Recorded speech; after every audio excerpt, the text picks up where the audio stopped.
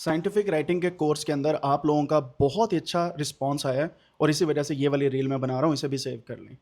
जो भी कंटेंट हम साइंटिफिक राइटिंग पे बनाते हैं वो सारे का सारा हमारे यूट्यूब के चैनल कोडैनिक्स के ऊपर मैं अपलोड करता जाता हूँ। एक प्लेलिस्ट मैंने बनाई है जिसके अंदर मैंने प्रॉपर वे में बताया कि साइंटिफिक राइटिंग कैसे की जाती है और साइंटिफिक राइटिंग यानी कि एकेडमिक राइटिंग के अंदर कौन कौन से कंपोनेंट्स हैं, सेंटेंस कैसे लिखना है, पैराग्राफ कैसे बनाना है और ये सब कुछ बनाने के बाद आपने एक स्टोरी लाइन कैसे जनरेट करनी होती है।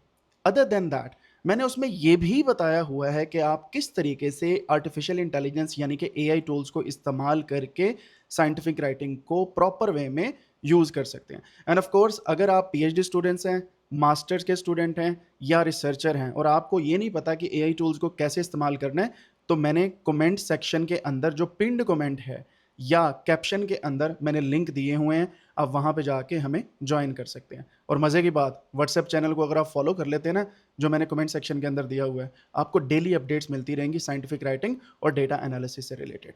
अपना ख्याल रखें एंड शेयर योर फ्रेंड्स जो आपके साथ मिलकर सीखना चाहते हैं। Follow for more.